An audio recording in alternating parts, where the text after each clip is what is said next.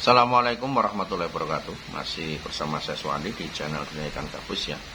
Masih menjawab pertanyaan-pertanyaan seputar ikan gabus yang sudah chat di 081 665 8779, yang sudah chat di 081 665 8779 ya. Pada kesempatan hari ini saya ingin menyampaikan kepada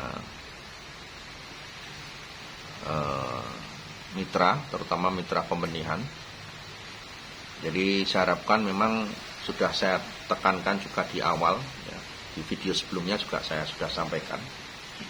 Pertama yang ingin saya sampaikan, untuk mau bergabung di kemitraan pembenihan ini ya, saya harapkan Bapak Ibu mitra atau sahabat dunia ikan gabus ya, untuk mau bergabung di kemitraan pembenihan ini dipikirkan dan dibicarakan dengan baik oleh keluarga ya. Jadi dibicarakan dulu berembuk yang baik-baik dengan keluarga, agar nanti pada saat proses perjalanan budidaya tidak timbul masalah ya. Jangan sampai si istri ikut kemitraan, suami nggak tahu, si suami ikut kemitraan, istrinya tidak tahu. Jadi harus ada komunikasi kedua belah pihak ya. Kemudian yang kedua, memahami betul aturan-aturan dalam proses kemitraan pembenihan ini ya, termasuk salah satu, kalau sudah ngambil kemitraan pembenihan ini, sudah melakukan pemesanan ikan, tidak bisa dikembalikan dalam wujud uang lagi. Itu juga perlu dipahami aturan-aturan main yang ada di situ. Kemudian yang ketiga, mengikuti aturan budidaya itu sebaik-baiknya ya. Syarat kemitraan, syarat budidaya yang baik itu harus dipahami betul. Termasuk juga di situ cara pembuatan kolamnya, ikuti cara yang kita arahkan, tidak usah membuat cara sendiri. Kutu airnya juga, pakannya harus dipersiapkan.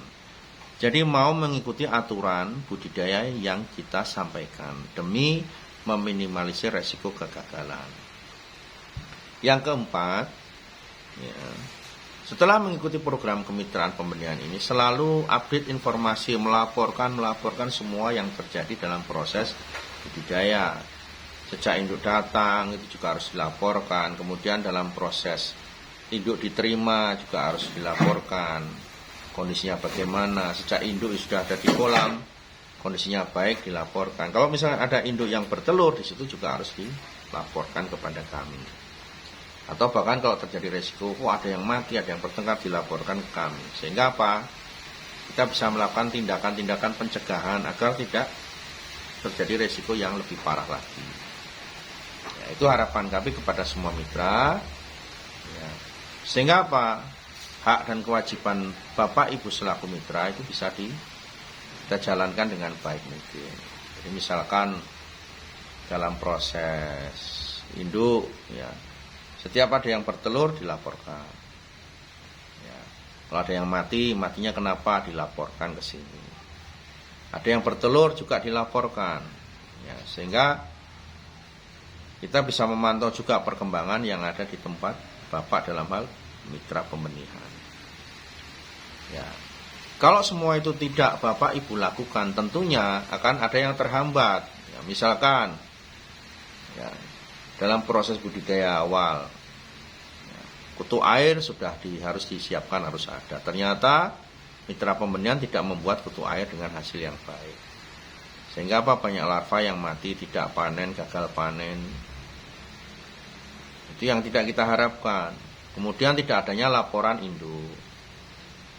Induknya mati tidak dilaporkan ya. Induknya yang tidak ada pasangannya tidak dilaporkan.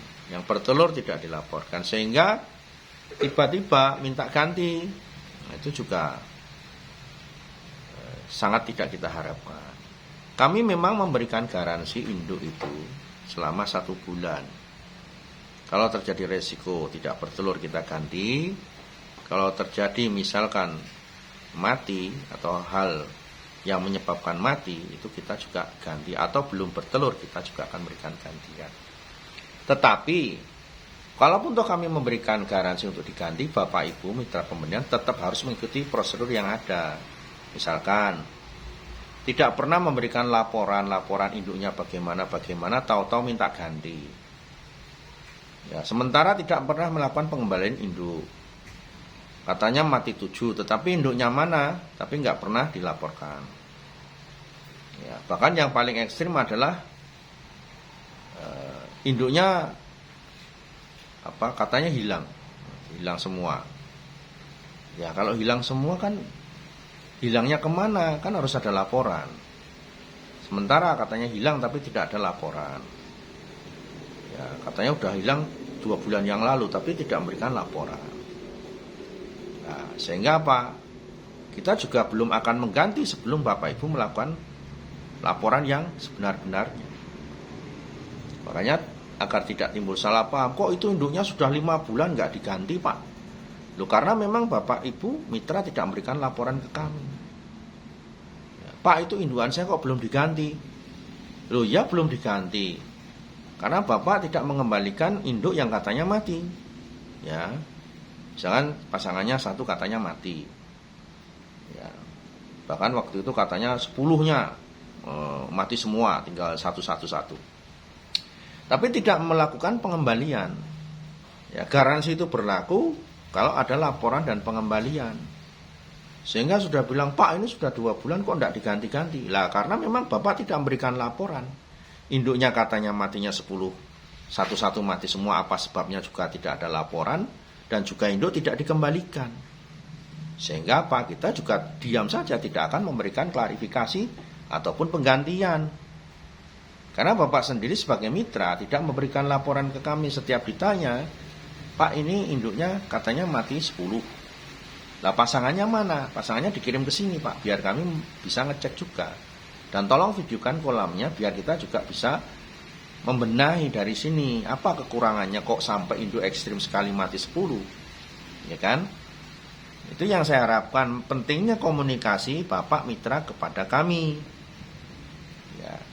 Biar tidak timbul salah paham dan apa akhirnya sepihak dari Bapak mengatakan yang tidak di medsos, ya penipu lah ya, tidak komitmen, mengecewakan mitra dan lain sebagainya. Ya.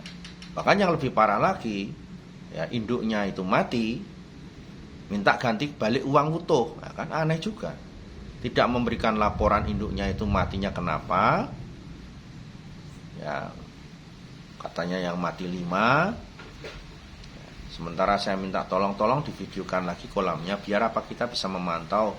Karena apa? Setelah pengiriman ini tidak ada garansi lagi. Ya, kalau ini dikirim nanti mati lagi, kan Bapak merugi. Kami tidak mengharapkan itu. Ternyata tidak dikirimkan videonya ke kami. Sehingga apa? Ya, minta ganti.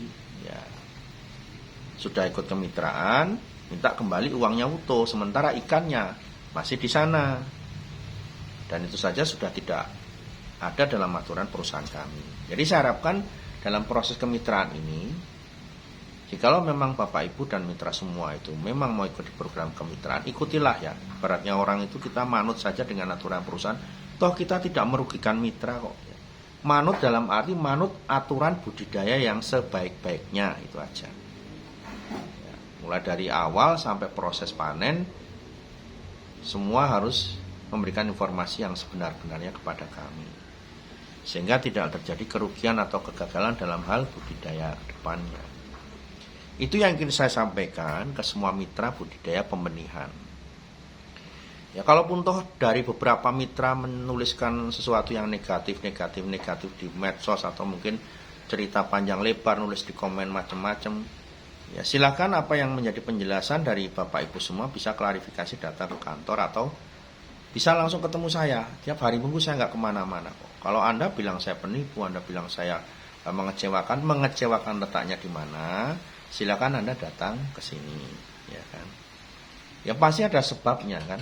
Karena kami punya catatan, saya punya catatan semua permasalahan budidaya sejak induk itu dikirim sampai mulai merawat induk.